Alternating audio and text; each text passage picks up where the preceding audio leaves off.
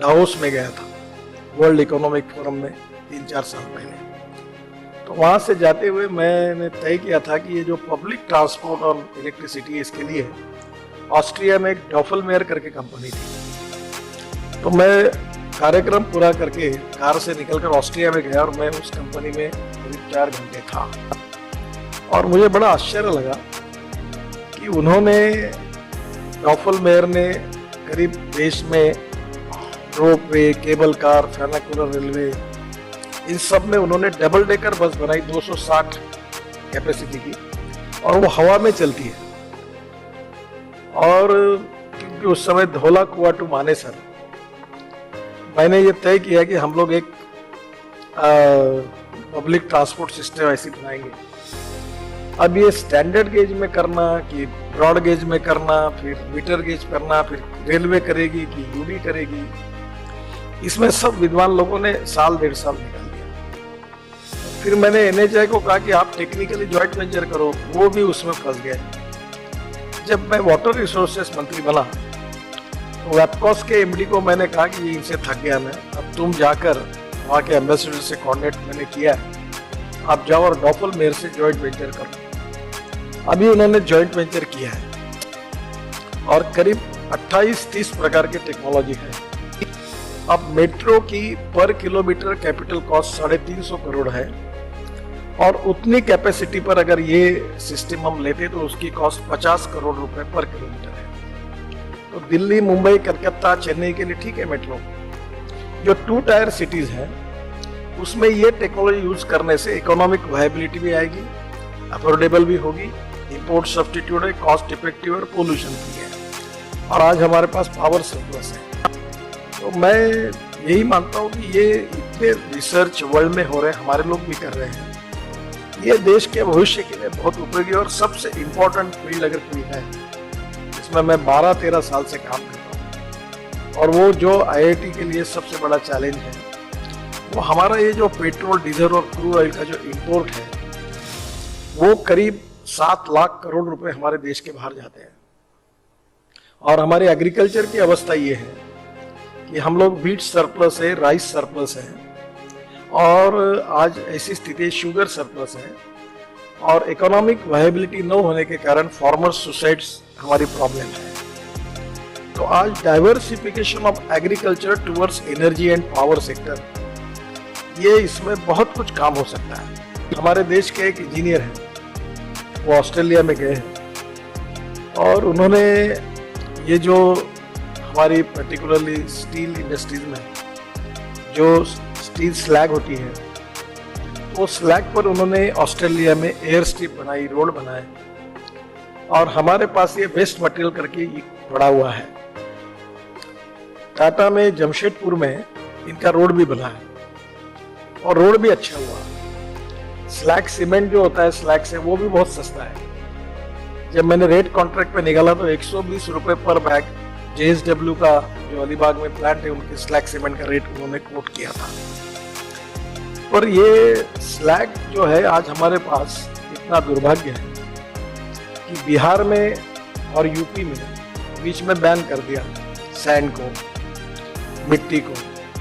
तो 200 किलोमीटर दूर से सैंड और मिट्टी हम लोग ट्रक से जो डीजल हम इंपोर्ट करते वो यूज करके पर्यावरण खराब करके हम लोग वो मटेरियल लाते थे और उससे कॉस्ट बढ़ती थी। और ऑयल स्लैग जो स्टील स्लैग थी वो अवेलेबल थी, पर उसके बारे में मैं तो कोशिश करते रहता हूँ, अभी कुछ जगह यूज हो रहा है, पर जैसे मैंने इसका नोटिफिकेशन निकाला तो जो स्लैग फुकट में देने के लिए तैयार थे उन्होंने उसके ऊपर कीमत लगाना शुरू कर दिया।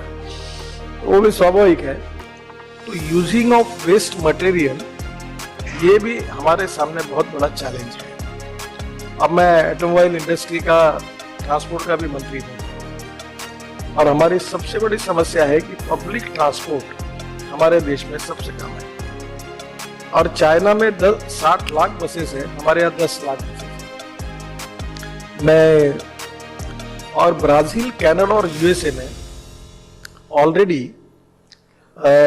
फ्लेक्स इंजन है। ये टोयोटा, होंडा, BMW, मर्सिडीज, ये सब जितनी कार यहाँ है वही है। और कंज्यूमर के साथ चॉइस है कि वो 100% पेट्रोल डाले या 100% इथेनॉल डाले।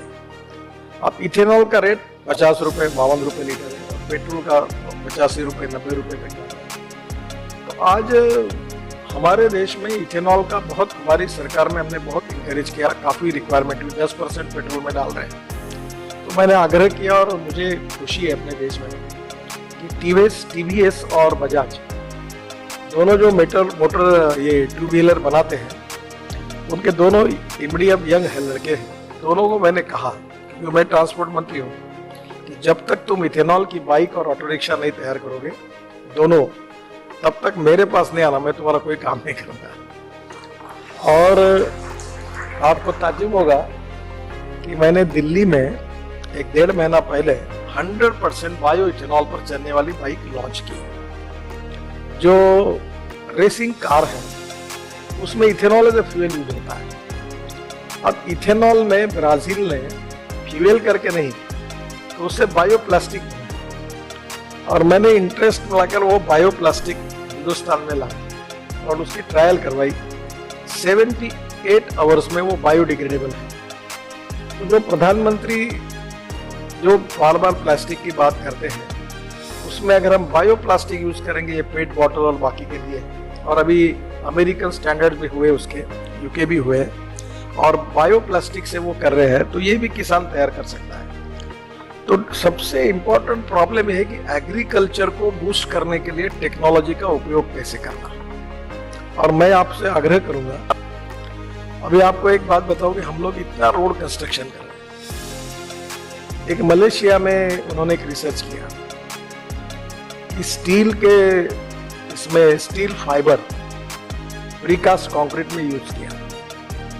तो ब्रिज बनाते समय 2 पिलर के बीच में उन्होंने ये रिसर्च किया कि 100 मीटर तक बीच में पिलर खड़ा करने की जरूरत नहीं है अगर हम स्टील फाइबर यूज करते हैं।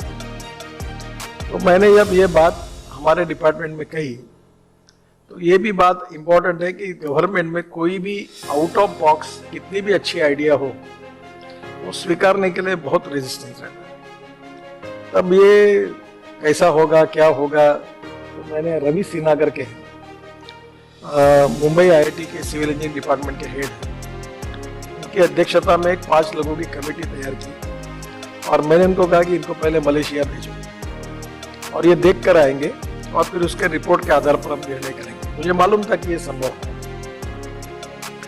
पर वो मलेशिया गए, रिपोर्ट दिया, और अभी अगर आज हमने उसको इम्प्लीमेंट करने का ऑर्डर निकाला। अब ये ऑर्डर निकलने के बाद हम ब्रिज में कम से कम 20% cost of construction her bridge में कम कर सकते हैं, 20%। अभी टनल्स में, ब्रिजेस में, हाईवेज बनाने में हम कंक्रीट रोड बना रहे हैं।